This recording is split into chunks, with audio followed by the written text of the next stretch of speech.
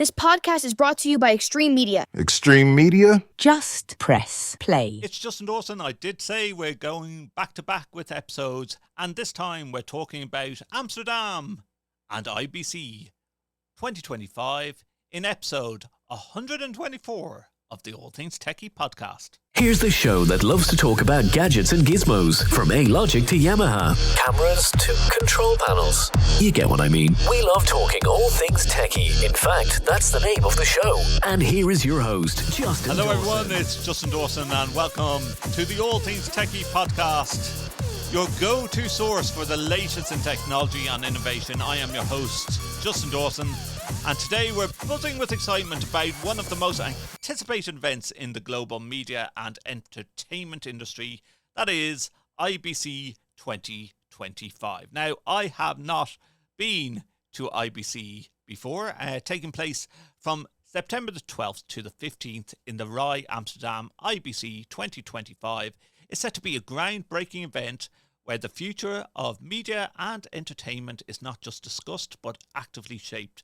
From cutting-edge technology unveilings to insightful conferences and pioneering collaborative projects, there's an incredible amount to explore. And I thank the guys from IBC for bringing us over to Amsterdam for and being media partners rather with IBC 2025. Before we dive into all the fantastic details, a quick but important announcement. The All Things TechIE Podcast, live coverage of IBC 2025, is sponsored by PTZ Optics. We're thrilled to have their support and bring you this deep dive into the innovations driving our industry forward. And we're proud to announce that All Things TechIE Podcast are the official partners of IBC 2025. This year, IBC is all about driving innovation, fostering collaboration, and creating real-world business connections across the content and technology ecosystem. The event promises to be a dynamic hub where professionals from broadcasters, streamers, tech pioneers, and content creators can connect and navigate the future. The show is designed to energize the market, enable content everywhere, and inspire new conversations, bringing together creative technology and business communities. You can expect to see major advances in critical areas such as AI, private 5G, immersive technology, dynamic ad insertion, cloud-native workflows, virtual production, and very importantly, sustainable production. These key topics are the forefront of media sector's most pressing trends and issues. The show floor itself is immense, with nearly 44,000 square meters of space already booked for across the 14 halls, featuring over 1,100 exhibitors. A significant highlight this year is to expand Hall 14, which will house Future Tech, a dedicated zone for emerging technologies and collaborative projects. If you're attending, make sure to explore all the halls from 1 to 14 and even the outdoor exhibits. One of the most exciting aspects of IBC 2025 is the Accelerator Media Innovation Programme. This unique initiative provides an innovation framework and for fast-tracking achievable hands-on solutions to real-world industry challenges through thoughtful, unprecedented collaboration. Media leaders known as champions team up with vendors and developers or participants to develop proof of concepts that will be showcased in the Accelerator zone within Future Tech in Hall 14. This year, 8 accelerator projects and 1 special incubator project have been selected. Let's highlight a few of these pioneering innovations. A framework for generative AI, proposed by RAI Global and YLE. This project aims to develop a generative AI framework for broadcasters to rapidly create diverse media content, from scripts to animation, enhancing audience engagement. AI assistant agents in live production, led by ITN, BBC, QZ and Google. This initiative explores the AI-powered assistants to revolutionize live production and newsroom efficiency, allowing operators to automate with natural language. What about stamping your content at C2PA provenance? Building on previous success, the BBC, ITN and Media Cluster Norway are creating an open source tool to stamp news and content with provenance at the point of publication crucial in the fight against disinformation, which is very important. We don't want to see any more disinformation in programs. Conquering the air waves, in brackets, private 5G from land to sea to sky, Olympic Broadcasting Services, University of Strathclyde, Neutral Wireless and High Vision are pushing the boundaries of private 5G using drones and ultralight aircraft to unlock the new creative possibilities for live production and enhance event coverage. And then EcoFlow 2, ITV and EBU are continuing their work on sustainability by creating a digital twin to simulate streaming pipelines of their energy consumption, aiming to develop actionable business cases for energy optimization. And of course, to sports fans, the Special Incubator 2025, Changing the Game Again, proposed by Verizon Business, AMD and Zanver Media, will focus on real-time, AI-driven, personalized sports experiences, delivering custom highlight reels and interactive features. Wowee! That is a lot just in one area of IBC, and we will be talking about the Accelerator program with our special guests coming up later on in this episode of All Things TechIE Podcast, episode 124. If you are listening across all the podcast networks, we always recommend that you watch the podcast episode. We're available on YouTube, TikTok, Facebook, LinkedIn and Instagram. You can find me, Sir Justin Dawson, and my personal website, sirjustindawson.com. The All Things TechIE podcast website is www.allthingstech.ie, where you can find this episode and 123 previous episodes at allthingstech.ie. I am joined by Muki, and Muki has such a background in media broadcasting, MTV, when MTV used to be a music station, wasn't it, Muki? Thank you for joining us on the All Things TechIE podcast. And I know this is going to be a long episode of All Things TechIE podcast because we have so much to discuss. Because this is a video podcast as well as an audio podcast, you were playing five. We're all in trouble. We're all in trouble. All in trouble. You know, and like how live broadcasting is. But like, do you know what I'm going to actually comment on as well as this? So to give the background, Muki was playing five-a-side football and got a smack of a ball in the face. Yes. Literally 10 minutes before coming on this podcast, and you have a nice cold beer glass without any beer. Oh no, I poured the beer now. It's you okay. poured the beer. It's okay. Okay. So I'm holding beer to my face in an icy mug because I feel it swelling up, and I felt like I broke my nose, but it wasn't even anything glamorous or anything. I just it bounced off the wall, and then it hit me. So. Should I make up a better story, Justin? Should I make up a better story? I was going for the header, and I got it in. Yeah. Who do you support in England, English football? Well, Justin, I really love the international tournaments, so I do love the Lionesses. I'll still, I'm originally USA. I will go USA. I will go like Germany. I like my background. My heritage is Austrian and Hungarian, so I will root for. Like I'll go kind of where you're living, like home team first, and kind of where you're from, and then where your bloodline is, and then sometimes the underdog. But I don't really support like a local team. But if I did, I'd have to probably say Crystal Palace. Okay, that's good enough. That's enough. That's my most local club. I live in a weird or Arsenal for that matter, because I'm a big no, my friend, supporter. no. It's like a weird kind of triangle. I'm kind of like close to Crystal Palace, but then like Charlton Athletic and Millwall. And I'll go. Oh God! Thank God! Thank God you say Millwall there, because everyone would just like leave this podcast straight away. No, Crystal Palace. How's that? Yeah, and do you know what? Like, if women's teams and men's teams, we're going to be talking a lot about broadcasting and video and everything in between, because IBC is next week. This week, honey. It's this week. It's Monday. It's this week. It's this week. Yeah, it's this week. Listen, if you had some magical wand that you actually bought us more time, because we have so much going on and so much is happening at IBC. If I had a couple extra days to lean into, that would be amazing. So let's just move IBC to next week. No one will mind, right? No one will mind. No one will mind. No one will notice. No one will notice. We just have you're the exact same as with all the organizers of IBC, Muki, because like I've noticed that like I got on calls earlier in the month planning out my trip over to IBC, and I talked for a good 2 hours, and then just got. Sorry, we should really get back to like what IBC is all about, but. This is what happens. It's because we are all broadcasters and we love tech as well. We love tech. Nerds Unite, Justin. Nerds Unite.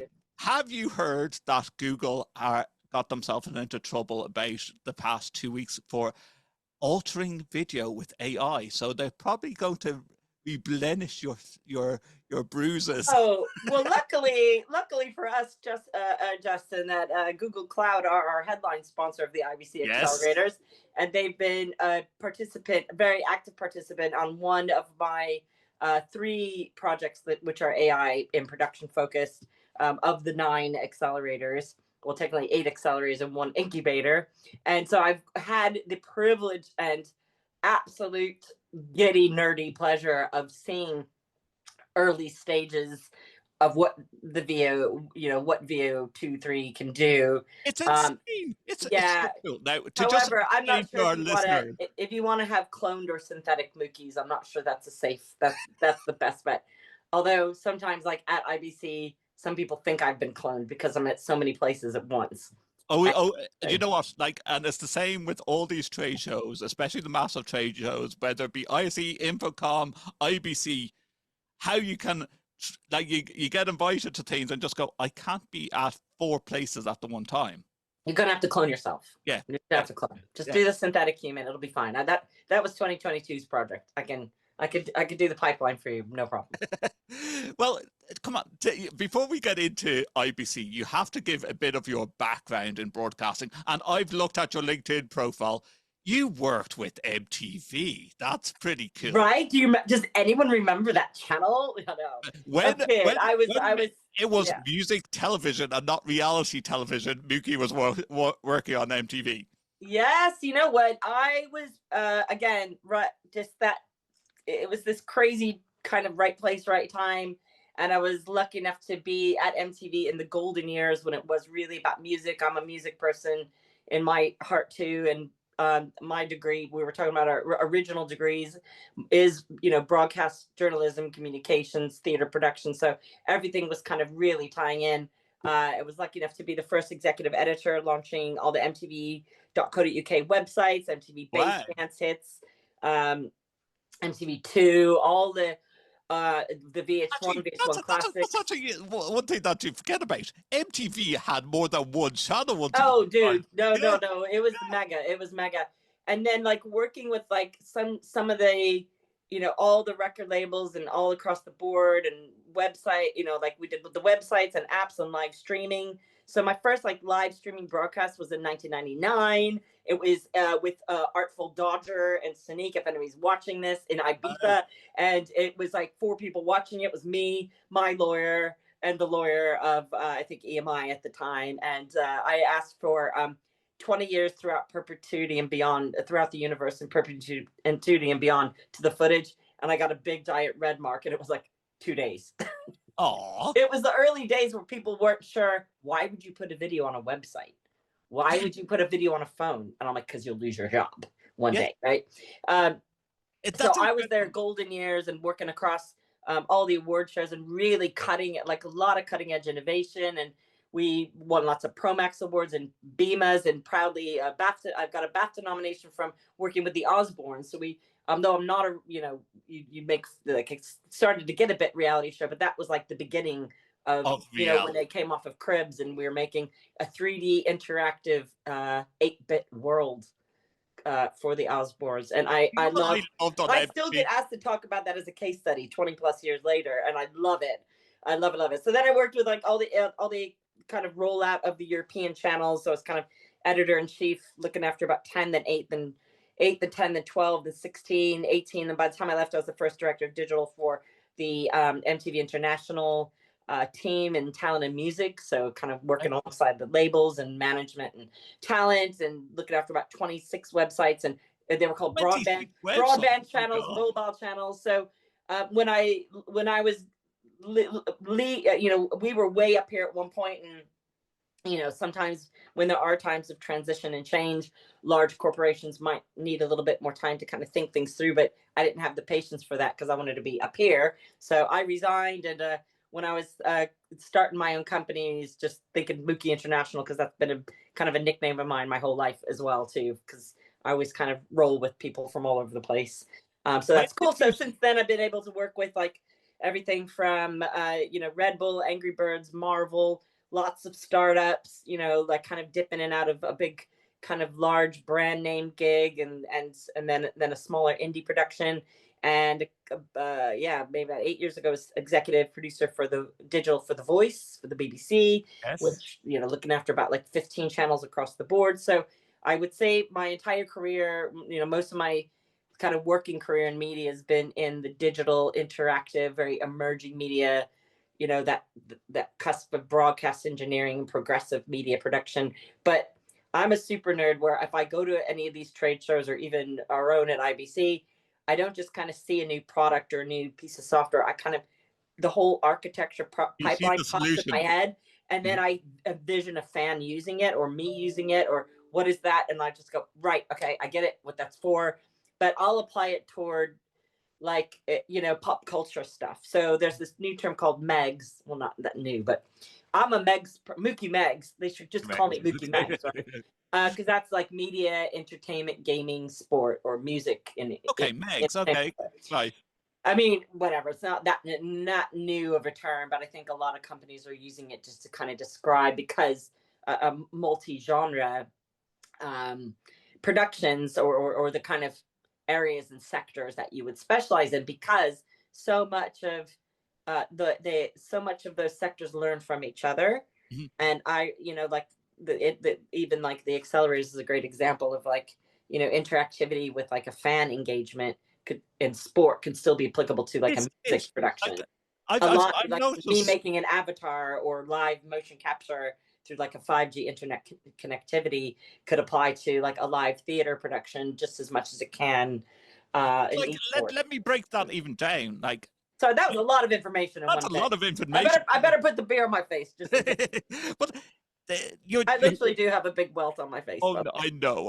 I feel sorry for you. Don't worry, I'm good. It was like I fell over and that's it. I blacked out. I got back up. It's fine. I'm with you. But what an incredible background. First of all, 20 websites. How did you actually sleep? Luckily I had amazing editors around the world. So when you are kind of in a kind of executive editor-in-chiefy type of role, that wasn't the name of it, but you're working with like the best of the best, the creme to the creme. And that's kind of, again, so much of what I've done my whole career really is so perfect for me, looking after the Accelerators and so many of these groups, because they are truly Muki International teams. And you trust them and you rely on them and what's going on in their websites. It's been great to like work with just amazingly talented people who I admire and respect and trust. And we share the same values and ethos, and, just knowing that it gets done so I can wake up in the morning. Like I'm talking to you now, Brazil is kind of still working, or LA is still working. We'll wrap up their work soon, but I can wake up and know and trust that what we talked about will get done. Just like, when you're working. It must have been non-stop work. Yeah, you know what it is. It's I mean, as far as like jobs and working as a working human, I mean, but and like anybody, there's lulls and roles, and sometimes you got to hustle a bit more than other people.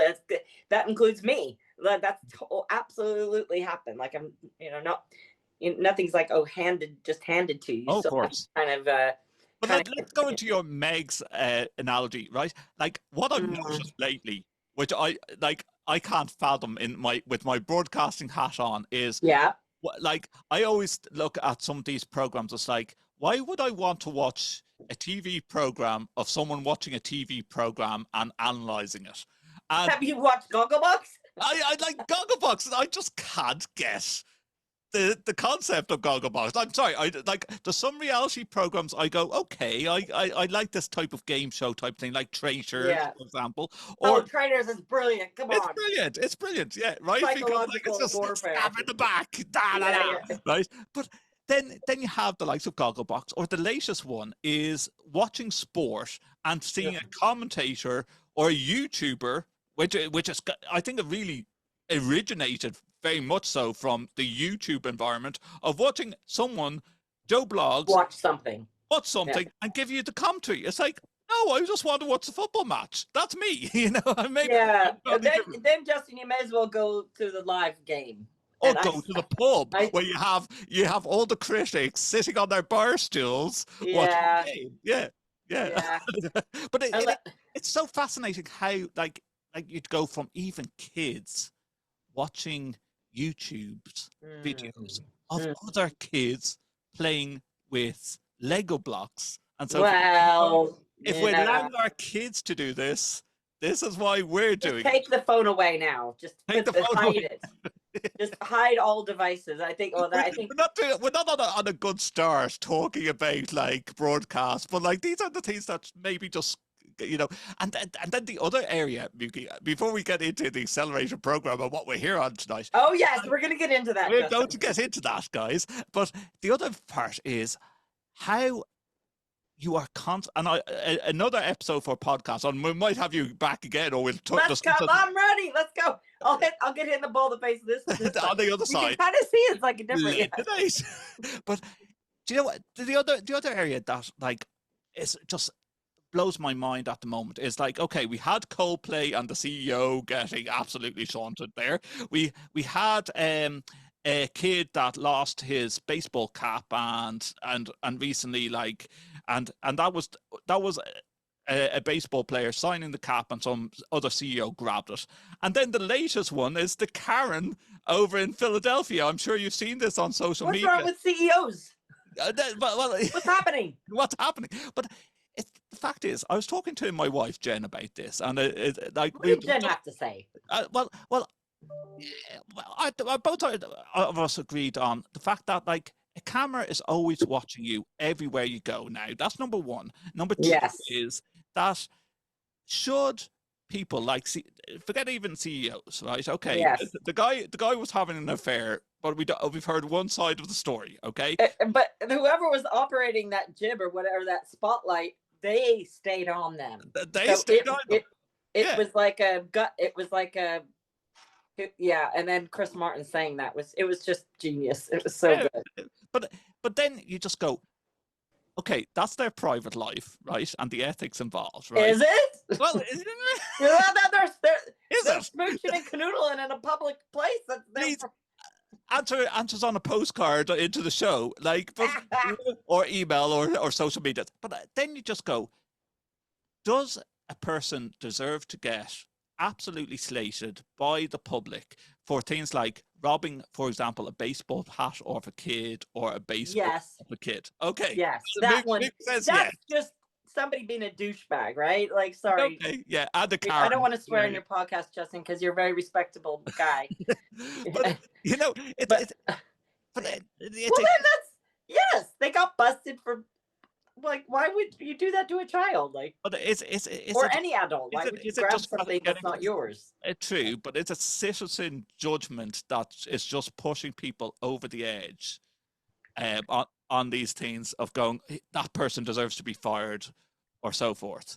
Like, are we too quick to judge? You know, like, especially if a ball comes into a stadium and people are standing about 2 meters away from the ball. It's anyone's game of who grabs the ball first. Yes.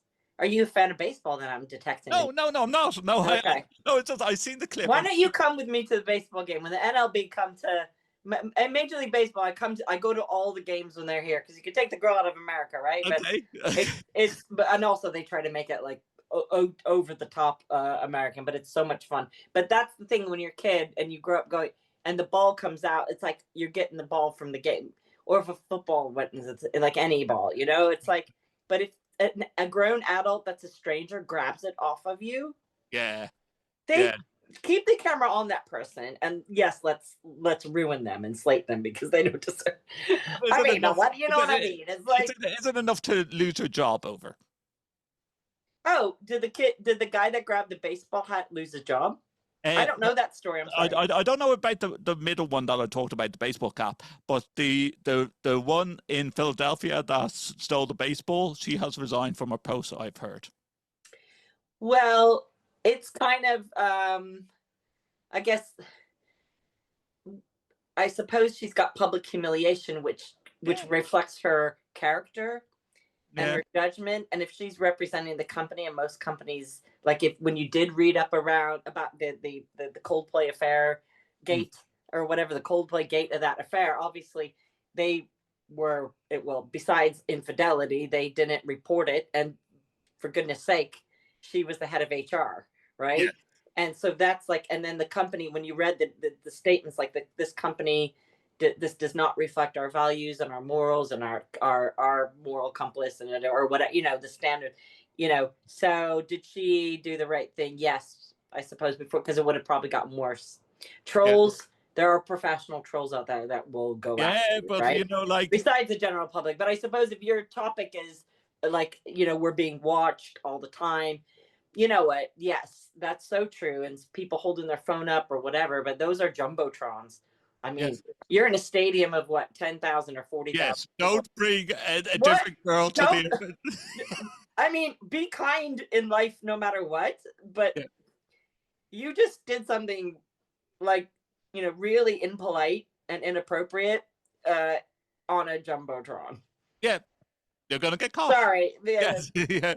But like, how quick? Like, and this is another thing about broadcasting that we could go on another show about, is that how quick people can create videos, edits. Even a computer game was made within 24 hours of that jumbotron Coldplay incident. I mean, was it? Yeah, you can actually go onto Twitter or X on social media, and you can actually go around the stadium, and you're supposed to find where the CEO is. Oh my God! Please send me that game. I will, of course. Yeah.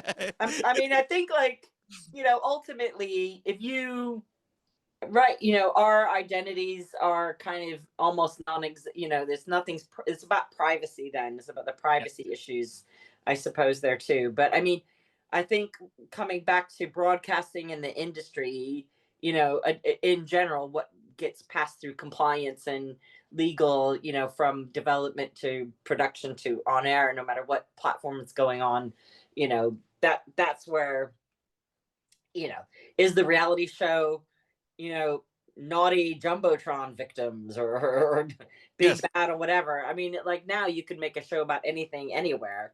But how long will that stay? What's the audience? Like, how are you gonna, develop that? I think broadcasters still want to be producing to a very high standard and a high echelon. On that high and take standard, responsibility. Yeah.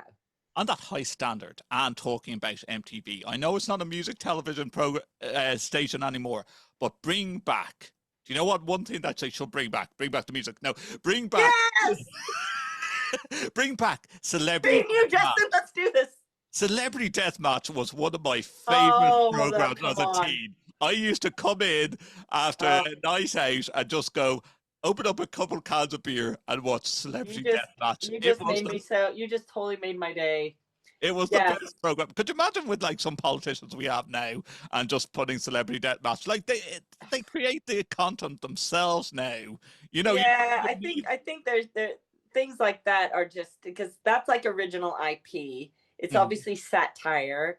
It is animation. It's like clay motion stop, or wasn't it claymation type of and this is like totally digging out cobwebs in my memories there. But I think that was like a US production through Comedy Central, if my memory serves. Someone can drop it. I don't know, because I didn't work on that show. But that is a great example of the original IP and what, how do you, they did what they believed in, which was good, funny content and funny material, and it was relevant. Like whatever, how many years ago here in the UK, having the puppets be spitting image, and like you had the license to use freedom of speech and for comedy and satire, Some right? of those were brilliant as well, especially the Yeah. Royal Family puppets. Right. But I think, like the broadcasters nowadays want to push the boundaries. They want to understand what they need to do, but they need to take some chances as well. And how do you do that while building skills and upskilling, rather than everyone still, like certain people in certain sectors, concerned about the future of their work, or what do they need to be learning in order to advance and either get ahead of the broadcasters so far they can't use their content or something, but We see that.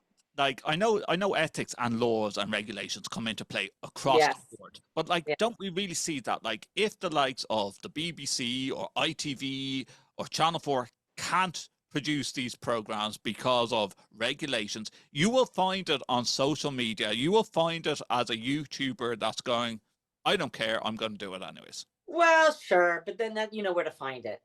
Then it's not like if you know where to, like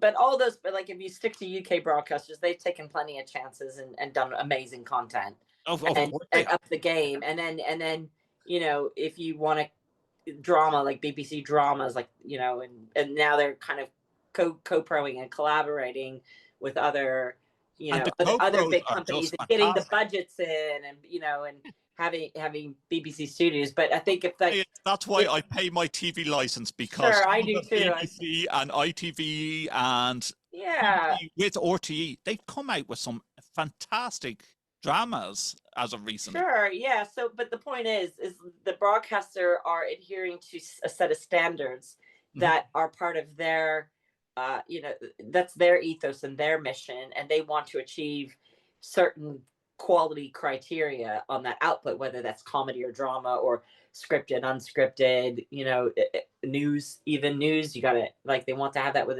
integrity. And there's plenty of silly, goofy comedies that they'll probably just kind of have a little bit more of a checklist to put out before it goes on their OTT platform or live to air or whatever, where as somebody that has no regulation or no rules or whatever, they could do what they want to. And that's where social media platforms come in, and that's that what makes this, if you're privileged enough to be able to create something and publish it and go live with it, then as long as you're not hurting people and you're being kind, and and then I think that's great. I think that's what it's for, and then ultimately you've really fallen into a really nice area. Now, you have to tell me, how many years have you been doing this Accelerator type of program? Well, Justin, I'm glad you asked that. I was about to put the frozen beer mug on my face again because I feel it thumping, but I'll answer that first. No, I am in my 6th year with it, and the program's funded by my colleague Mark Smith, and he's got it going. But it was called the I think it was called like the TM Forum. He did like a small partnership, but it wasn't really, except it was in 2019. And then I knew that I started to get involved with IBC probably about 10 years ago, because I did a keynote for them when I was just off The Voice, because I created, my team, the BBC R&D team, and amazing people like Eleni Sharp and so many amazing people at the BBC. So when I was at The Voice for the BBC, Martin Trickey, Sarah Clay, I could give like a million names as well. Good. Well, actually, I could probably give like 5 names. We did the first series of content for 360-degree virtual reality videos in 2015. So like 10 years ago.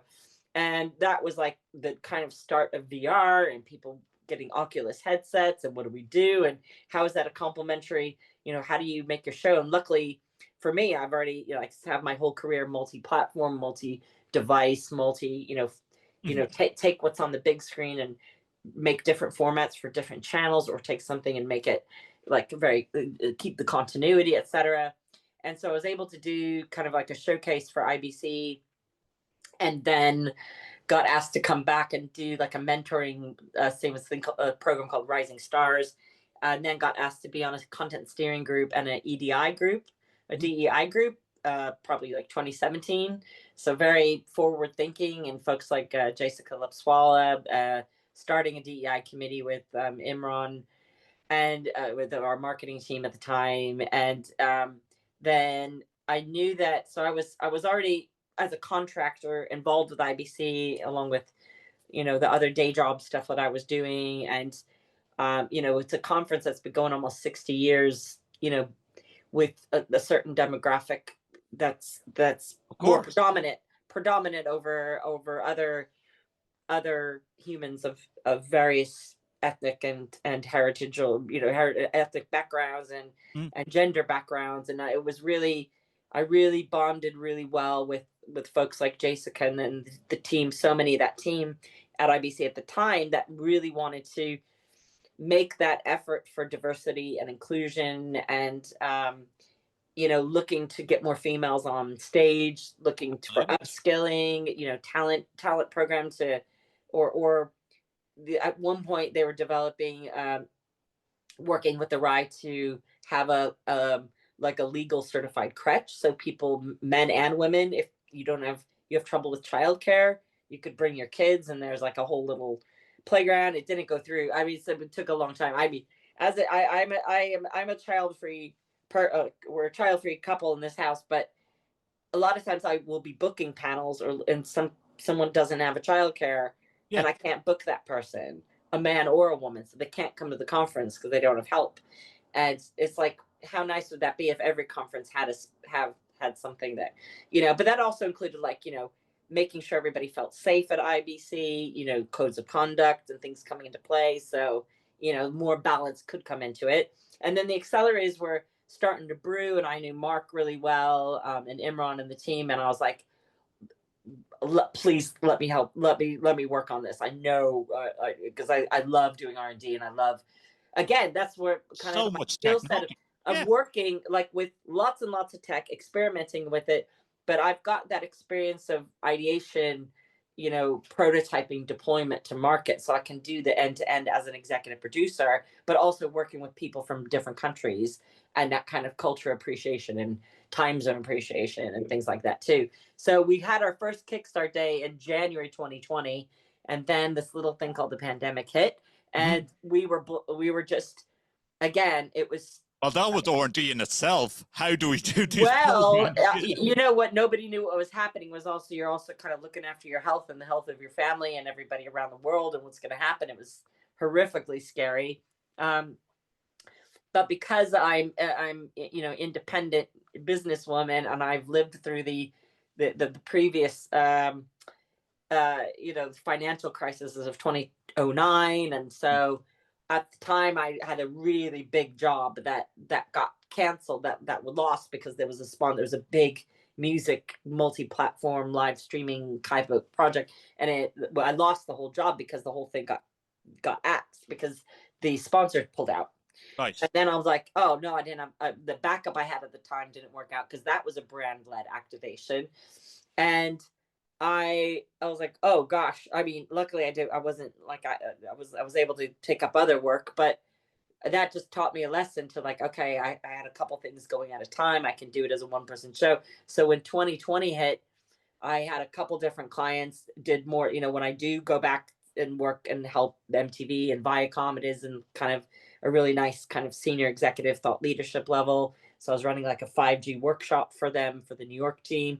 I was building a live augmented reality app for the National Gallery, plus the Accelerators, plus Red Bull, plus one more. Oh, I did a playbook for another brand and client about, like, what is the state of emerging media. So I took 5 clients in 2020, and because I was like, oh, I could lose anything, and nothing is guaranteed. Nothing is guaranteed.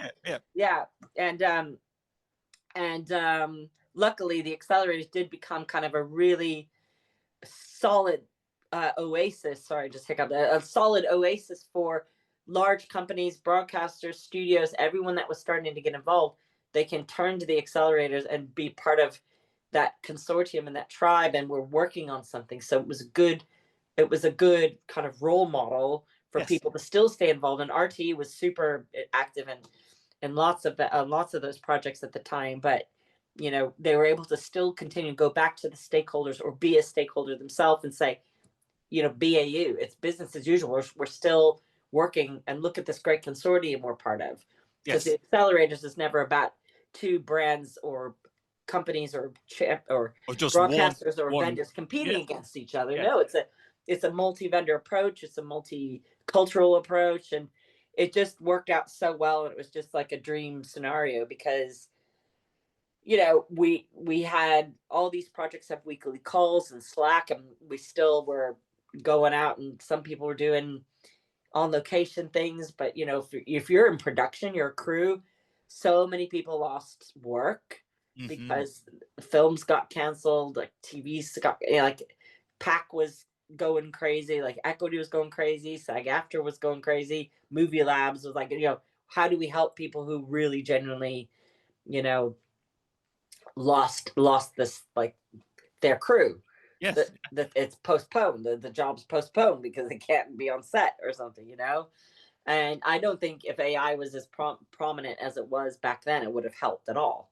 Because you still need machines, and if you didn't have the right kit in your house or the right machine in your house, you can't do it. But not only that, like there's so much, like we've seen strikes over in Hollywood for films, and then you just go, there is a lot to go into the ethics, and you will have to change people's mindset when it comes to AI with broadcasting. And I'm sure I'm preaching to the converted here, Muki, on this, but like you mentioned earlier, like Google and a main sponsor here of IBC, but like of the accelerators, not Accelerator, of IBC. It's Accelerator, sorry, let's correct that, Accelerator. But the fact of VO, as you say, VO3, like I haven't played with it, but I've seen the content that is coming out of this, and it is scarily good. It's and I kind of disagree. Like people, it's a tool, it could do this, and it maybe, but you still need a good story with it. You need a good storyteller with it. That's a 10-second ad or someone making a mini series or a full-blown feature film. You still need to know how to piece together plot and character and context. Well, exactly. So it actually, what I found with a lot of creatives that I know, it's sometimes a bigger pain in the butt to use certain AI tools, and they'd rather they just turn to their graphic designer or their editor to fix it in post. Yes. So where the AI is coming in, and this is one of the projects. If I can start my first. Let's go through one of these. Yeah. Well, on this going back to 2020, so like 2020, 2021, it just grew, the program grew and grew and became like a really solid foundation as a framework for the industry to really explore the challenges. It's a no wrong answers approach. It's warts and all approach. It's learning by doing, and it really is like collaboration is key. And it's that team effort that everybody is so proud of year on year and keeps people coming back for more and year on year. So like, back to the AI, I've seen it kind of metamorphosize in the evolution of how production could or should be going, whether that is with synthetic media and data, how that affects with a latency, ultra low latency, a 5G connectivity, the quality of a 3D asset, stroke almost 4D asset, what that means for the full production pipeline. And then, these tools are coming in, or whatever, these companies and the tools are coming into play. So us being, creative technologists and working in production, you're curious. And the Accelerators provides that great safe R&D playground, test bed, or just to jump in without a net and go and try it. So when all these AI tools were coming out, we had loads of, projects being proposed around certain areas or certain sectors in Megs, luckily. But right now, I think I would probably see, conferences and media not have any AI stages, or it's kind of like, why don't say that anymore? Just show me what it does. Show me where you're winning with it. Because who cares? AI's in my phone. It's like everywhere. It's what, like an AI stage. Well, what? You better show me something good. Because, right. So we're going to show you something good. Right. So what the projects that I wanted to lead into, especially around the creative production. So the one around a framework for generative AI is really developing, an orchestrator with APIs that would eventually lead you to produce a high quality content output that could be commissioned by a broadcaster. Nice. Okay. Right. And it's looking to that at that high level. And of course, in R&D, it's not perfect. It's not supposed to be, because it's like ongoing. So they're going to show you, what they made with the time that they had, with everybody in full-time jobs too. And then the other AI project is being led by off the back of the project of the year winners from the previous year around evolution of the control room. And that's the AI agent assistance in live production. And being led by broadcasters like ITN and BBC, but that's got a team of around 10 participants, meaning vendors and suppliers who step up and try to approach with offer a solution, and then you kind of see what works and what doesn't work. And that's they've created multiple very specific AIs to do specific tasks to help in a live gallery production. Right. Meaning, if you know this, but for anyone watching or listening, meaning in a live studio, you will have a studio and a show floor and cameras and sound and engineers. And once upon a time in a gallery, you might have a director on looking at an 18 camera shoot or a 7 camera shoot, and a full 15 people in that gallery operating lots of buttons. Exactly. It's like things to do. And now it's about 3 people. Yeah. But this project is really exploring what would happen if you had specific agents to do very kind of routine tasks that you would do as a director, and make an AI assistant director, an assistant director that is plugging in various AI tasks that could just help you, and just kind of make it a little bit more frictionless and smooth to a live production. And that's, so the AI framework one is going to be 12:30 this Friday, all at the Future Tech stage in Hall 14. That AI agents, I think, is 4:30 on Sunday at the Future Tech stage.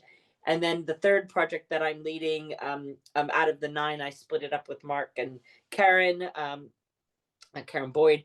The third one is called the Incubator, because what they developed in their Accelerator last year was so impressive that we were able to graduate it to the incubator level to create a good, ready to go out to deploy to a market type of test bed in a real world use case. And that's what they've developed. And that is the use of AI to help you create hyper personalization experience with live sport. So that's some megs across there. I'm just missing the G. That's my Ms. So I got media, entertainment, sport, news production. I did have esports a couple of years ago and continued with kind of animation and gaming, but this year it's really is around that exploration of automation, what are the best tools for what you want to get out of it. So kind of helping the industry not worry about all these new things coming up, but giving some really good advice and guidance along the way for what could be, very specific to a sports production, very specific to like a news production or a live gallery, a chat show or something, and very specific around content creation, from story ideation, storyboarding. I look at this. And by the way, I just want to add to that. So all 3 of those have been very, very mindful around ethics, responsibility, inclusion, diversity, of how that affects how the production, the pipeline, how an end user would use it, and being very mindful of bias, again, inclusivity, things that are legitimate and match the values of what they want to get out of it. It's a super, I'm so impressed, from someone that did their masters. Now I'm going to try and show my age here. I think I got my masters in 2005 or 2006. Okay. So what, when you're like 12, Justin? No, I know it's 12. Yes, of course. Right. I'm going to give you an extra beer when we meet in Amsterdam for that one. But but if these type of programs existed back then, and with the technology compared to what we studied doing our broadcasting degrees. It's incredible, you know. Yeah, it's different. And it certainly is different. But You know, like you like I'm just looking at the press release for the Accelerator program. Like you have a couple of universities, University of Strathclyde that's involved in the Conquering the Airwaves. yeah, yes. So, like it's fantastic to see that universities are involved in these programs, because that gives, whether you are an undergraduate, postgraduate, or even thinking of doing PhD research, Yes. involved in some of these accelerator Yes, programs absolutely. are unbelievable. We are so proud, and I love having academia on my projects. We have University of Kent, Will Dreffin, who's formerly D&B Solutions and lots of other things before that, but part of the Institute of Culture and Creative Industries, University of Strathclyde. We've had King's College, Trinity College, Dublin. You know, like so many. ETC in California, Fraunhofer Institute, because really they go hand in hand. You know, like as an academia, like what's great about having academia these projects is that they know how to get the research and pull it together to make that story. And they could be of everything that's created from an accelerator project, and the proof of concept assets could go into a tech paper. Yes. And then that's still like it's really nice within the family of IBC kind of verticals, like the tech paper could, or something could start as a tech paper and become an accelerator idea, because then you could take it off the paper and start to get your hands dirty and your face dirty with it. But there's so many of these concepts that where academia come in and are keen to explore, like, you know, they're also the ones devising the programs and curriculum for, I hate the phrase next gen, by the way. I won't say it. I won't say it because those are people who are not born yet. Those are people who are not born yet. The next gen, it's like this gen, our gen, anyone that wants to go to do some higher education, or, you know, they have to be building these curriculum, so they lean into the industry to understand, you know, what can we learn from each other.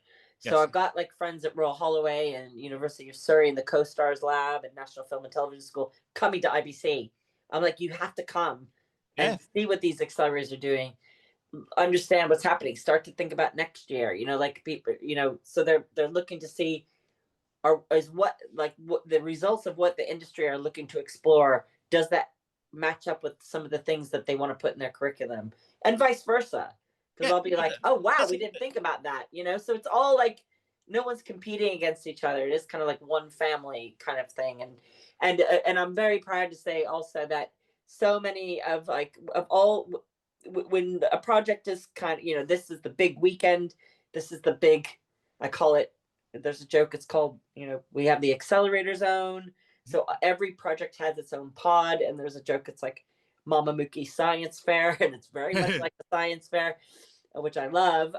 But all the projects, you get to see the demos, you get to see the fruit of their labor. And it's a 4-month sprint, by the way. This is not like 2 years of research. It's like, you know, the kit start days in February, takes like March and April to kind of make the team come together. Because when you propose an idea, it's about the idea. It's not very different from other programs where you have to have a team. You have to have everything in place. You have to have your budget. It's the opposite of that. You come with the idea, and we help you form those teams, and come with some team members. But everything that's produced from all of the accelerator projects are the champions and participants to keep and take away. And then it's published for open knowledge sharing, right? So we have had a very successful, you know, really good success stories come out of it, where a champion, say that's like King's College, this is a true story. We had a couple of years of spatial audio and binaural audio type of projects, and 6 staff projects happen a couple of years in a row. Awesome. Where were you, Justin? You should have been there. And my friend, I can now say my friend, I'm getting to know these people. Zoran Chekovic from King's College, that had a signal processing and like a renowned professor around the world, was able to gather the kind of best of the learnings from like kind of a couple years worth of accelerators, put it toward a funding grant application, because as we know, all academia lives off funding and applications. And you know, we were able to kind of write them a letter of intent, and you know, with the hundreds of other things in their application, and they won a funding of, I think, up to almost 4 million to help with their spatial audio projects. But the IBC accelerators, you know, it's gained some nice industry prestige and very, respect. The results are respected, and other participants and champions have used, even when you apply for, you submit for an award application, a lot of you need supporting materials or epic mega grant games. So a lot of people have been able to use it toward other areas of applications, and people are, have been very successful with them, or, go on to try to, go on to make some real world use cases like our Strathclyde guys. And how great is this to, even if you're involved in any one of these accelerators, yeah, to have on your portfolio to say that you were involved in some type of project? I hope so. I think it will gain that soon. If for people that may have never heard of it, but I think it's got a great reputation in the industry. People have fun coming back, and even if you take like a year out and they come back, every project and proposal is so relevant to what's happening, not just now. It's also like what needs to happen. So they're thinking about things and exploring this R&D of things that who knows when that'll be deployed. The AI agents in the newsroom, the AI agents for live production project, like that's gonna happen soon. We don't know when, but here's how it could work. But it's just to get people excited about what could be. Exactly. I put on my radio hat and just go, how brilliant would it be is if you had an AI voice that you are doing a talk radio program, and that AI voice in the back, in your talk back, is going, oh, this is the latest information, and we've just scoured the internet and we found out, and hopefully fact check. It's accurate, Yeah. Like that's incredible, Or like I've worked on some talk radio shows as a sound engineer way back when, and the fact that you can't shut up the presenter, like it'd be great if the AI is like, you have 2 minutes before news. 30 seconds. I'm going to cut you off now. I'm going to turn off your microphone if you don't stop talking. Yeah, you know what?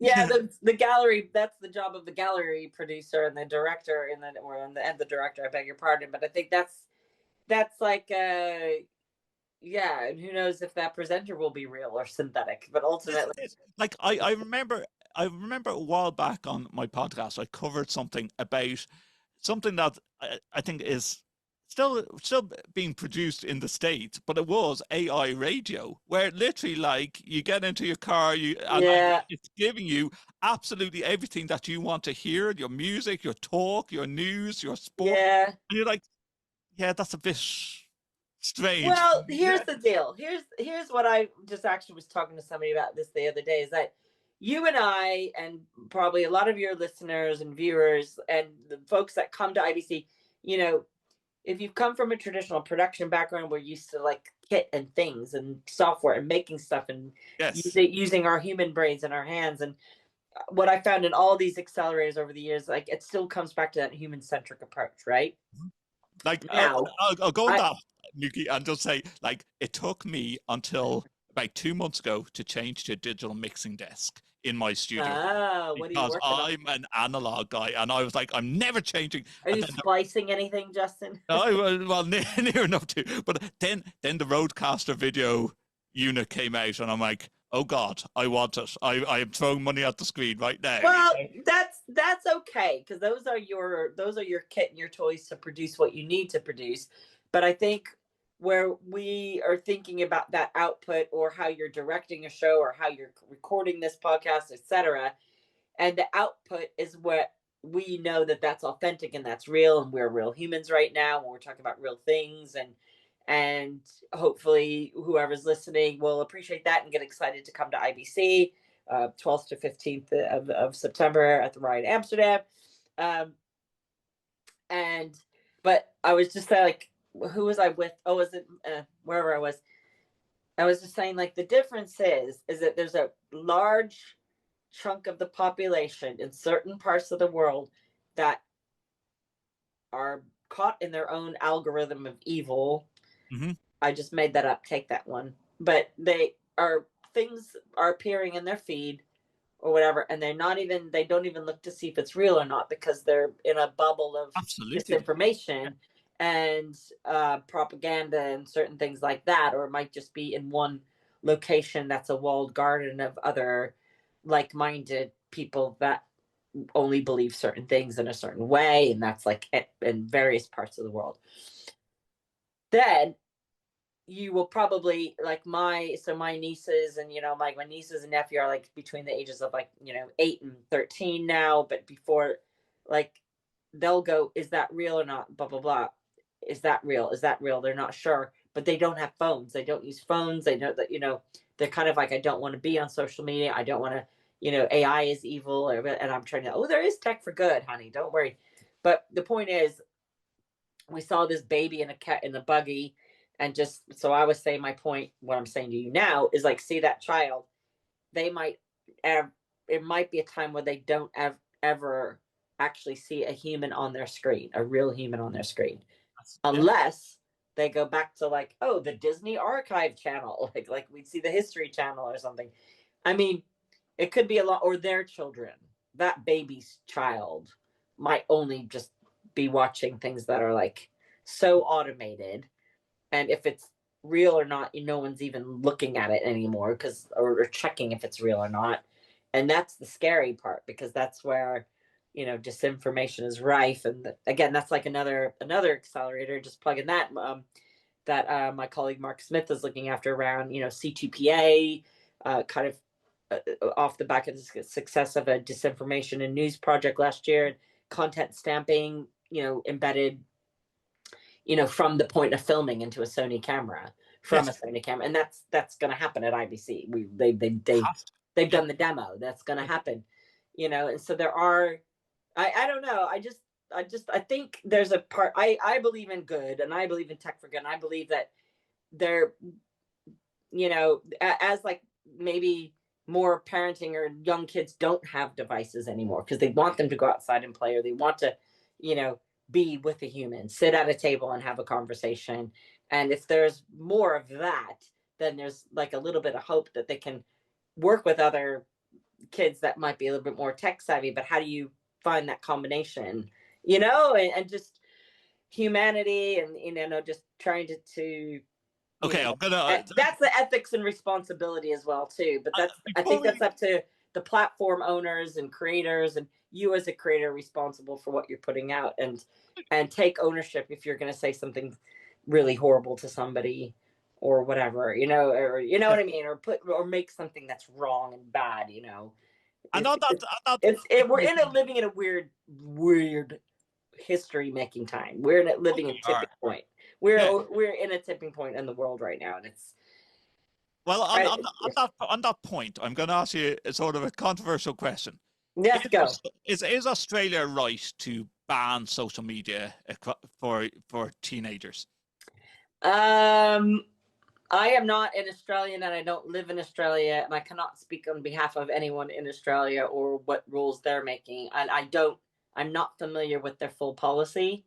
So I would have to look at that first before I can make a judgment on it. However, I know the story. The story. So what I can comment on is, it's probably it's interesting to me that they're being mindful to even consider a ban up to a certain age. I think it was China or somewhere, Hong Kong doing it maybe 5 years ago or something. So it's not a new story to me, but Australia is, a very different cultural society. And you know what?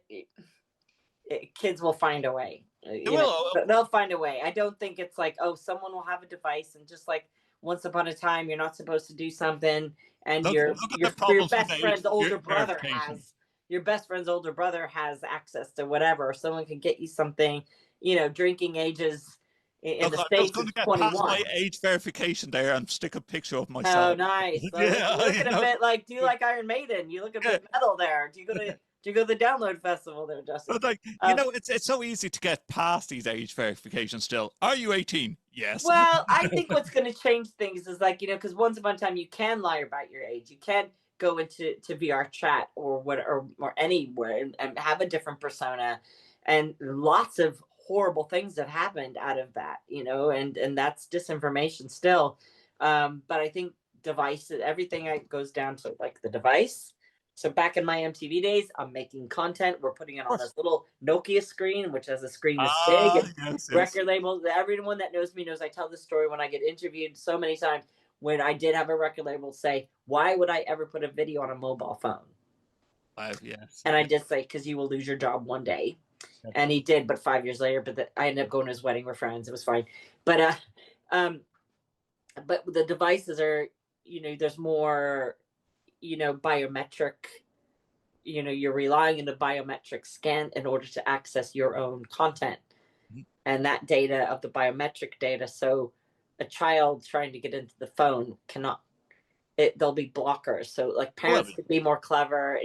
So I think it's like it must be. I don't know how old your children, but it must be harder than ever before to obviously do your best to raise good people and good humans down the road. Young enough now. I have an 8-year-old and a 5 going on 6-year-old, so the innocence is still there. Thank God. And no, sure, but I think the question around you're asking my opinion of Australia, but I need to know the full story. I think there must be some big thing happening in Australia where it's a problem. Yes, yeah. I mean, can government control somebody's use of a device or anything else? No one can control anybody. It's up to that individual to. Well, personally, doing something about I would say the response. Yes, it's it's good to try and limit use of technology and devices from kids.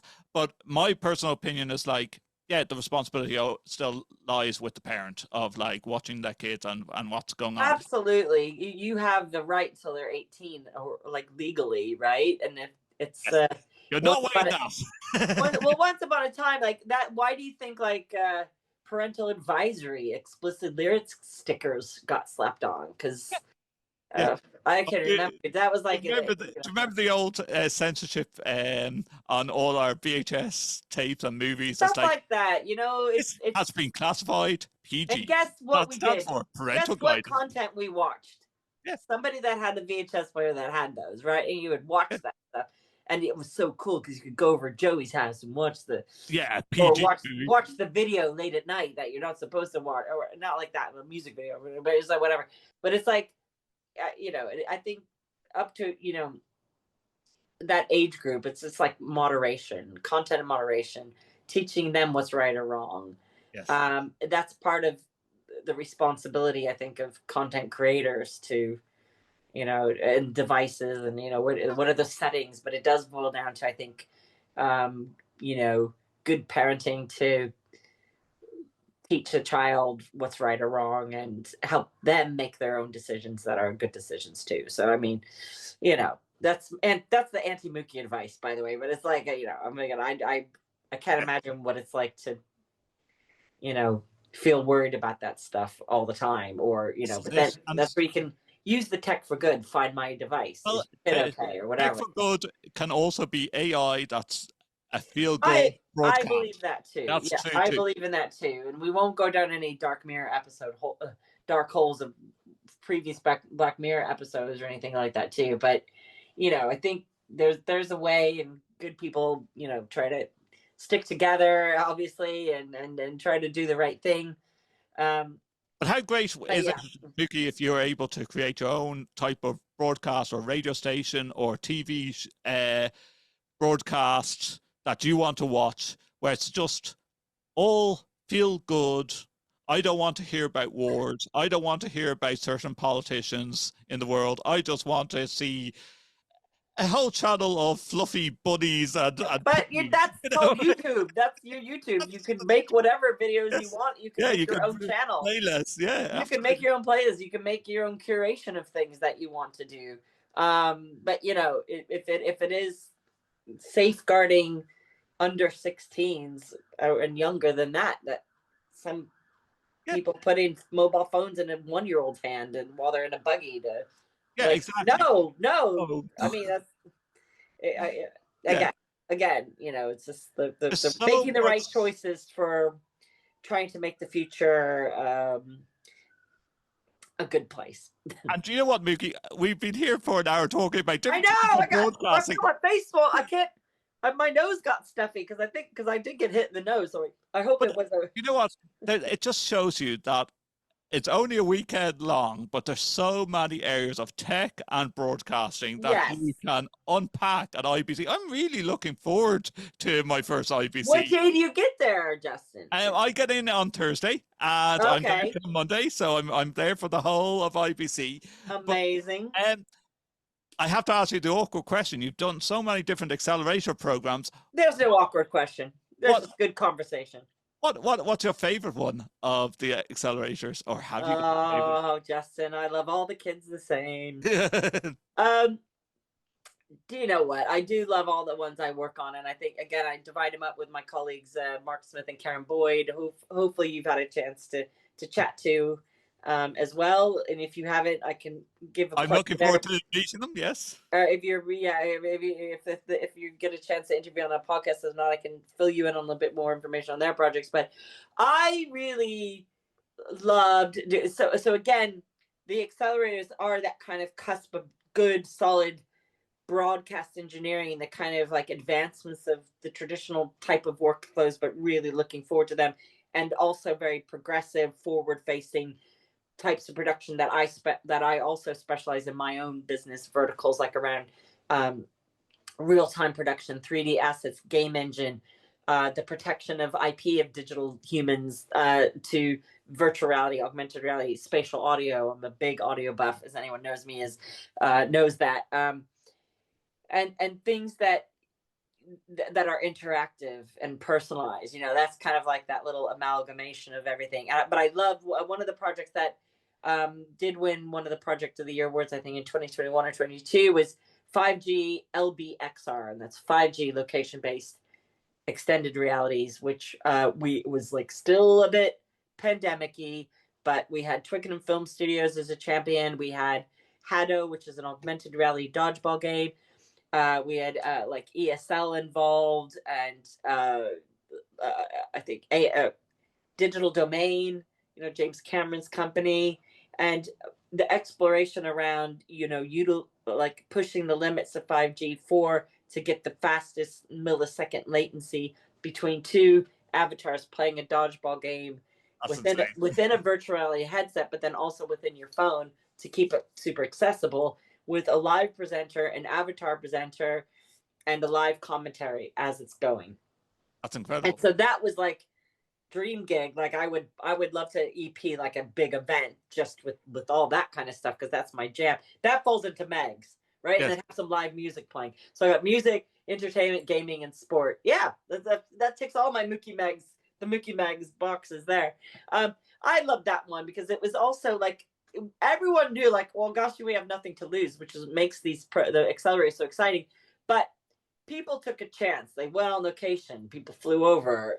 Just like luckily we had Twickenham Film Studios and had like whatever the biggest one where the Beatles recorded some of their get backs up. It's like legendary Twickenham Film Studios, and we were able just to kind of like really make it happen, make a really good demo like in real life, out of the pandemic. So the point is like the challenge, you had the challenge of the R&D, the challenge of the collaboration, which is always like a great challenge to have, but then the challenge of health and safety and a new way to do things, that you had to really be mindful of social distancing still, wearing your mask, like all these things that came with the protocol of a safe set and a safe crew, and making sure people were okay. And, so that was like super challenging, but I've loved all the projects that I've been working on. And I do love the projects that my colleagues work on too. I'm not just saying that because they've got like super duper exciting stuff. And a lot of it, if I don't understand it, then, we're able to kind of hop on each other's calls, get to know all the teams. So once you're at the accelerators in Hall 14, then you come to the Accelerator Zone. You can meet all the teams, see the demos at the pods, come talk to people. We've got each project has its own final showcase session, and kind of scattered demos. So like if there's a vendor part of the accelerators, they might be in like Hall 8. So we'll always like make sure there's a lot of cross promotion, and it's all about the love, and it's a great place to hang out too. And we hope everyone can stop by. come and say hi, and then I could see myself. afterward, let's go to the beach bar. Well, that sounds even better. You know, there's so much to unpack there. I am really looking forward. I can see myself staying in that hall for a couple of hours. Like, just I think you should just not leave. I think it's just like there's desks to crawl under if you need to get tired, if you get tired or something. No, Hall 14 has a lot going on, and it's just going to be a really, really good IBC this year. There's lots happening. There's a lot of surprises happening. Again, great speakers if you've got that conference pass, and if you don't, that's totally fine. It's another really great thing why I love sticking with IBC, because they do care about inclusivity, accessibility, equity, and getting more speakers from different backgrounds and females, and thinking about that talent program and looking to see, what can really get people excited. And I'm so excited for you, Justin, your first one. Yeah. Like, do you know what? I really believe that once upon a time, it was the presenter in front of a mic or a camera, and that was it. But now it feels that there's more than that. There's a lot more that the presenter wants to go, hold on, I could do this, and I could do social medias, and I could do, I can do several different types, and my show is going to look more sexy and amazing from all the technologies that's coming into play now, and making everyone's life. Yes. Yeah. Yes. I think you'll be like super excited, and I think with your first, if anyone listening or whatever, if it is your first time, it is so overwhelming. You'll feel like a kid in a candy store. My best advice. Trade shows, it's overwhelming. Oh, of course, but this is the beast. Remember, the B in IBC is Beast, International Beast Convention. I think the broadcasting convention. But it's my best advice is get the app, the IBC2025 app. Download the app. Yes. There is a bit in there where it says, like, I think map my show. And then you can look and see what the exhibitors are and kind of plot your path, or see the other speakers. And obviously you want to see all the Accelerator showcase sessions on the Future Tech stage in Hall 14. I just want to meet you, because we're going to be... I know! We're going to have a great time, Justin! It's a whole day just talking. That's all we're going to do. Totally. I know. How long does this podcast go on for? Yeah, just keep recording. It's fine. But there's like so many nice people there, and I think that's where people keep coming back for more, because there are huge improvements and huge advancements. And obviously when you've got a great trade show with like good reputations, and so like owned by SMPTE and IET, Royal Television Society, IEEE, who care about what's happening, and they look to the accelerators too. My wife Jen, she just, like, this is one of the things that irritates her the most of being married to me, I think. Okay. Anyone that's married to me, I can understand how do they put up with me. But like, if I'm watching TV, if I'm watching a drama, if I'm watching a movie, I start dissecting it, going, no, dude, we would make a good goggle box. That's exactly what I do. I'm like, they had orange juice in that glass, and now it's like cranberry juice. What's happening to that? And I'll be like, continuity killer. Was it that hand? Now it's in that hand. Yeah. Now I'm like, my husband be like, really? No, stop now. I'll just like, no. Or like, if there's a really cool scene that is just seamless, like with one camera shoot, I'm like, how do they do that? I want to know how they, like... Probably AI at that point. You obviously they have somebody, a man or woman, or somebody with a good steady cam on a decent rig that might have been tracked or something. But other than but I start dissecting. It's like, will you just watch the program? A good example of that, if you want to, like, because some people might feel sick, like they might feel queasy in virtual reality. Sometimes a big one take in a big half-hour scene or something. What I saw happen was it like one episode of The Bear was just one take in one one flow. I think that was the big Thanksgiving one with Jamie Lee Curtis. Is it? But don't quote me. Do not quote me, everybody. Please look it up. Yes. Netflix. No. The show called, I think it's called The Studio with Seth Rogen. Have you seen it? No, but I will. Dude, look it up. Just go find a way. And some of those shots, and also it's like him being like a total, but Beavis and Butthead, like being like a studio head, like he's just being like trying to navigate his way, but sometimes acting like a not nice person on purpose, because he thinks that he's supposed to be acting that way. But anyway, some of those are shot in one take. But anyway, Yeah.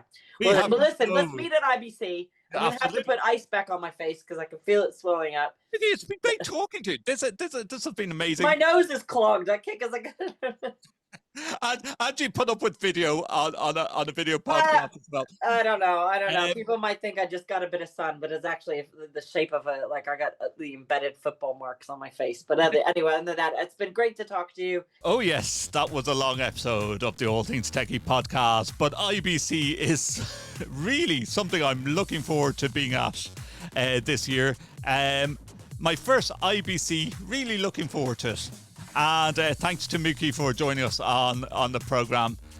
A lot to unpack, a lot of holes, a lot to talk about broadcasting and tech. From Friday right through to Monday, it's going to be a busy week. Thank you for joining us on this episode of All Things Techie Podcast. Talk to you soon at Amsterdam for IBC 2025. Goodbye. Thank you for tuning in to All Things TechIE Podcast, part of the Extreme Media Network. Follow us on Twitter at AVTechJunkies. Subscribe to us wherever you get your podcasts. You can also watch our show on YouTube by visiting youtube.com/@Justin_or_Dawson. Previous episodes of our show can be found on our official site, www.allthingstech.ie. For advertising and sponsorship opportunities, please visit www.extrememedia.ie.